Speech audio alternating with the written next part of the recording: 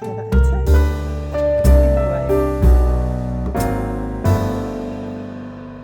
everybody, welcome back to the channel, and if you're new here, you're extremely welcome. I'm Jane, my husband Mike's behind the camera. We're British early retirees, we have no debt, we've paid off the mortgage, and we live a thrifty, frugal and money-saving life here in Brittany in northwest France. And every Sunday we share with you an aspect of our private lives, the things that we do personally to save money. This Sunday I want to have a chat with you about the frugal doldrums.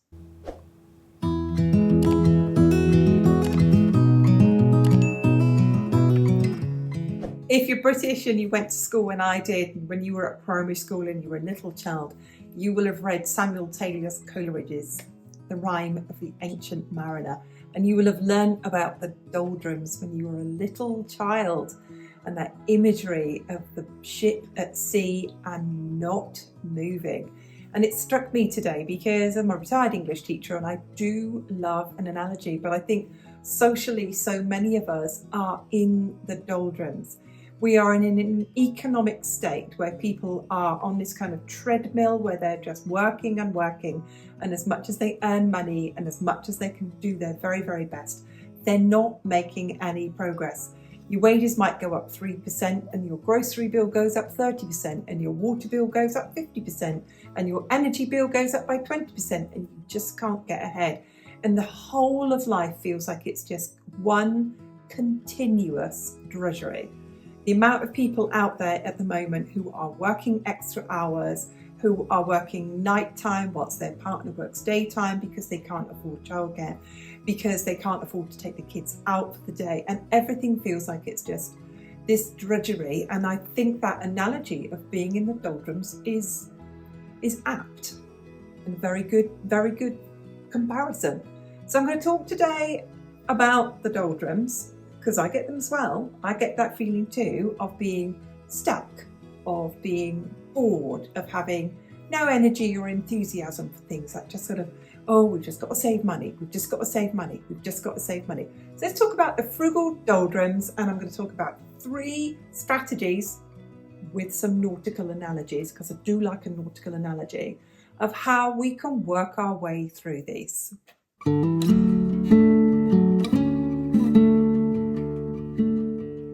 So, when those sailors were at sea and under sail and in the doldrums, all you could wait for was a tide or something to move you. Your boat just had to drift.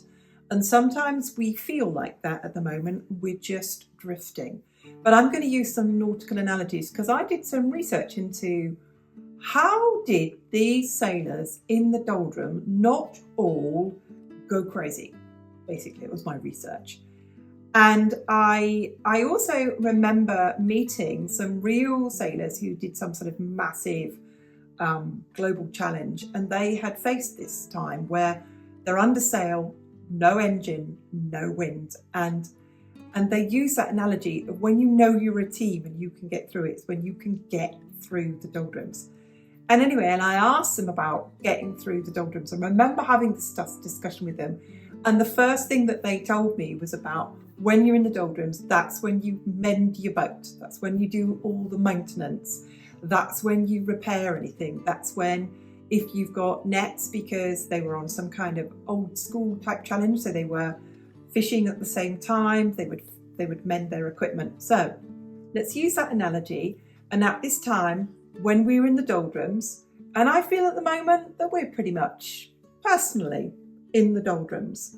So what we do when we're in the doldrums is we maintain our boat. Now, I'm retired, so I can have a good go at home maintenance. But these are the type of things that I do when I feel that I'm just stuck. I can't go out, I can't do anything, I can't spend any money, or I'm having a no-spend month, or I'm having 6 no-spend months of the year, which we do. And in that time, we do stuff around the house. So I dig out the tins of paint that we've half used, and I give everything a good touch up everywhere that needs painting. Anything that needs sanding down, another coat of varnish, it gets that. I do all the maintenance around the house. I make sure I've taken all the filters out of the washing machine and given it a clean out. I take my vacuum cleaner apart and give it a good clean out. I go room by room, stripping out drawers. Sometimes I've got 9 drawers, pull out drawers in my bedroom. And what I do is one day I'll tackle 3, take them all out, clean them all out, fold everything up, put it away, go through clothes, think to myself, don't fit, don't wear it, don't like it. And I will then give that to the clothing bank. Other things that I'll do when I'm sort of maintaining the house and maintaining the boat in the doldrums when I'm not going anywhere is, I go room by room, giving it a good deep clean. I'll go outside, I'll clean windows, I'll do those things. So I think it's a really good analogy. It was Conrad Humphreys I've met. Look him up. Conrad Humphreys, really good analogy. So that one. When you are in the doldrums, what you do when you are at sea is you maintain your boat. So if you're in the doldrums at home, I find personally a really good thing to do is get my house sorted out. Even if I've got no money, I can clean it. I can purge it of anything I don't want it. I can do some minor running repairs. Even if it's just things like mending clothes or the hem on a curtain's come down or scrubbing the grout. Scrubbing the grout is something I like to do in the kitchen. Get on my hands and knees and scrub all the grout. So there's one. Using that nautical analogy, and it's something I very much believe in. If I am in the doldrums, I've got no money, it's a no-spend month, and I'm only at the beginning of a no-spend month, and I'm feeling very much in the doldrums this month, I maintain my boat, and this is my boat.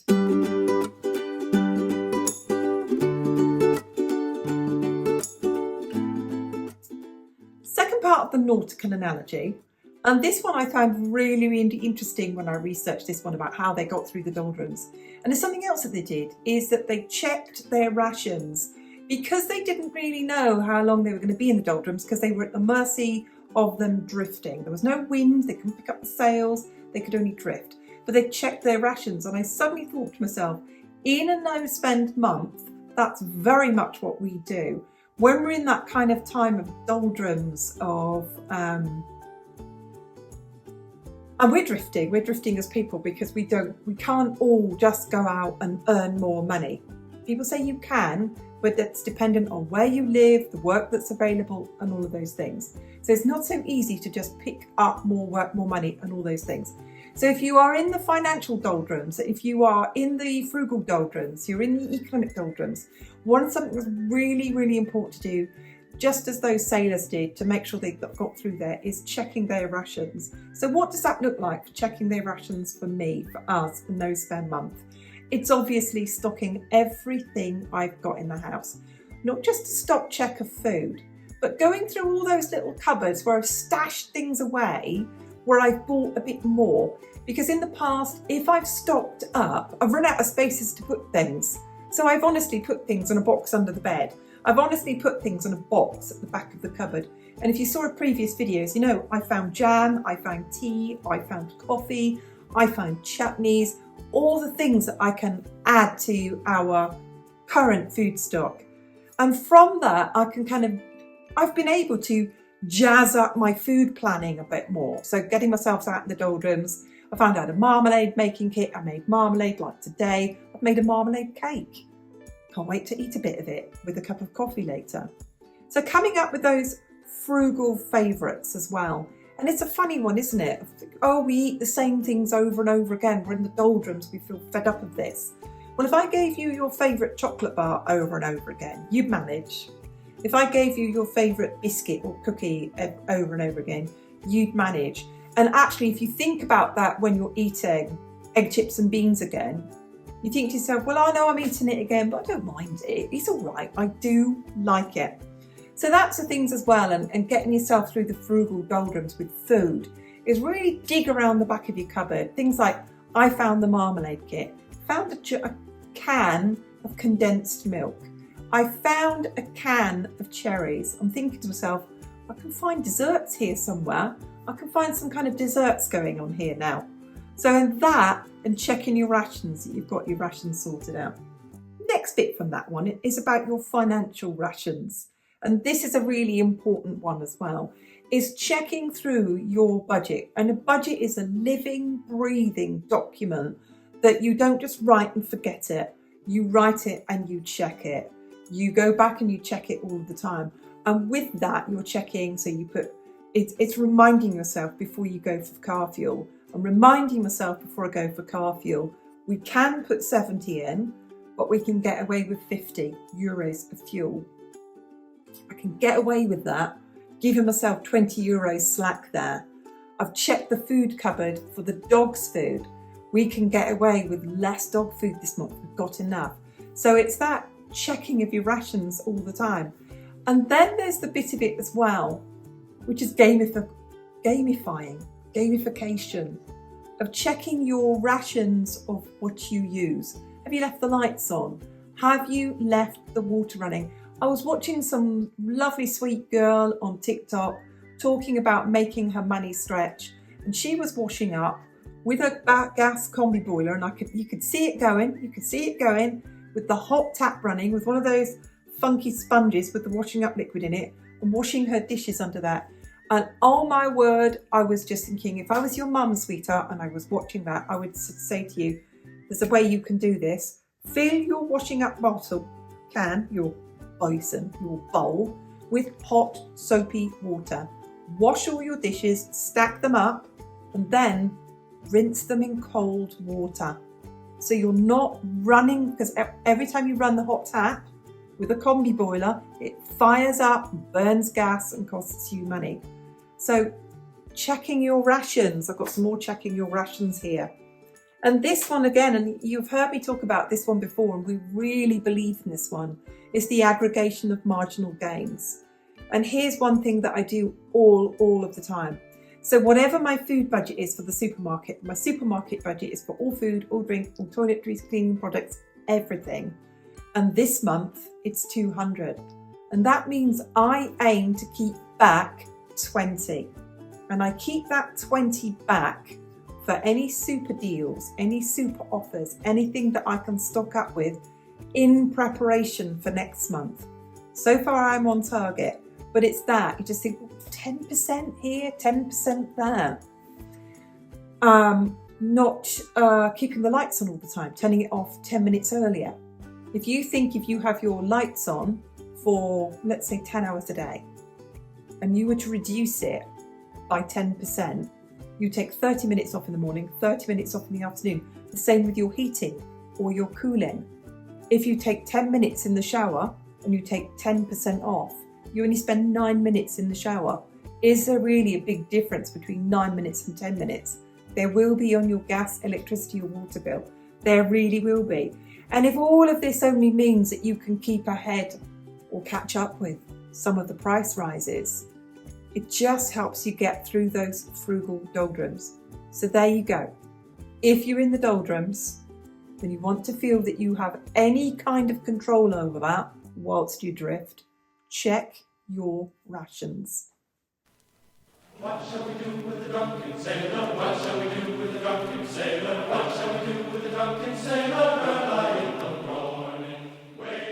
So in part of my research about how those sailors didn't lose their minds in the doldrums, one of the things I found out about was sea shanties and singing.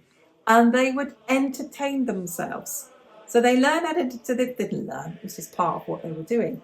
They entertained themselves. They sang songs, those who could read and write. Some of them wrote poems, some of them wrote stories, some of them, through oral tradition, told stories. So let's bring that into how we can get through the frugal doldrums right now. And I was thinking about the need some people have to look after themselves. And actually, it is far more affordable than you realise, because I've done my research and I've had a look into this, of people who want to look nice. I don't do my nails, as you can see, but I do know people who do, and they do it very affordably with home gel kits. Looked it up, not expensive at all. Those people who colour their own hair, they wait till there's an offer on the supermarket, get their own hair colouring, colour or highlight or lighten their own hair. I watched again people saving money putting their own lash extensions in. Didn't look difficult or expensive at all. And then all of those things that we can do to entertain ourselves really affordably. And all those people at the moment who are doing the frugal home version of singing sea shanties are finding things to do with their families. There's always places that you can go to for free. So we have got, for example, a heritage system going on here where lots of chateaux have a weekend year when it's free. Look out for the stuff that's free, that's coming up near you. You give yourself something to look forward to. Use the stuff you've already got. I'm a really big believer in this one. If you're a crafter, and you know who you are when I say this, you've got craft stuff. You don't need any more. Use the stuff you've got. I've got some more here as well. Read the books that you've got. Play the card games that you've got. Who's got a set of Uno at home, likes playing that with their kids and with their family?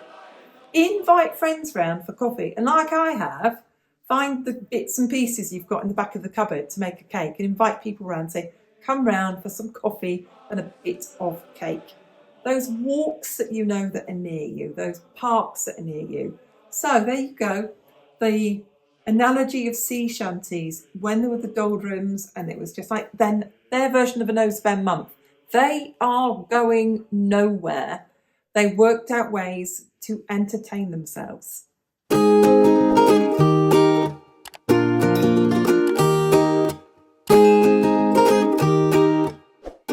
We have 6 no-spend months of the year, and I always start off with great enthusiasm, but I can promise you midway through there's always the doldrums. And those people out there who are facing frugality without choice, money saving without choice, corner cutting and penny pinching without choice, it gets old. I promise you, you're feeling it, I'm feeling it. We can get through them. So I hope you liked my nautical analogies today of remembering, and read it. Go and look it up online. Samuel Taylor Coleridge, The Rime of the Ancient Mariner, of how they got through the doldrums. Some of it's a bit bleak, but I promise you, in real life, also look up Conrad Humphreys. Look him up and the stuff that he did and his sort of nautical challenges. And they exist. It's real, it exists. I'm feeling it today. Thought I'd share that with you. I'm feeling the frugal doldrums, but I'm going to get back to getting this house spick and span, because I tell you something, when my house is clean and tidy, I do feel a bit better. See you on the next video.